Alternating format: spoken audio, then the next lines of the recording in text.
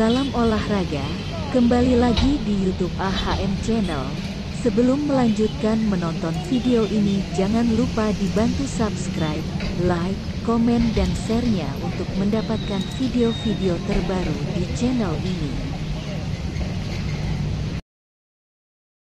Pasukan Ramang saat ini tengah menunggu kedatangan 3 pemain asing baru untuk menyempurnakan skuad yang ada. 3 pemain asing yang telah lama ditunggu itu menurut rencana bakal bergabung dengan tim pada pekan depan.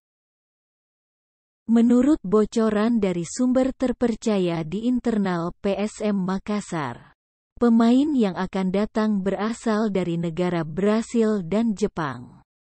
Pemain dari Jepang diproyeksikan untuk mengisi slot Asia yang merupakan hal wajib bagi seluruh peserta Liga 1 2022.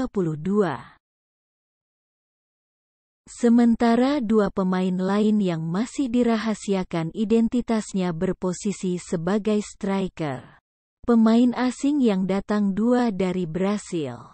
Sementara 1 lagi dari Jepang, ungkap sumber tersebut.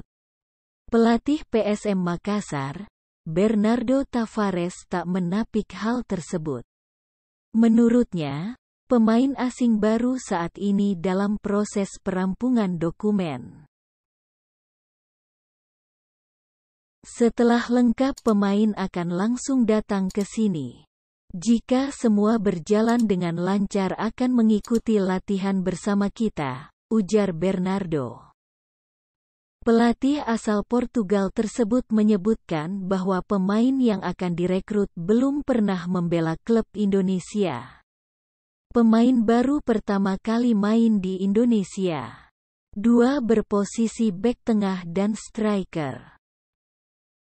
Lagi masih kami rahasiakan, imbuhnya.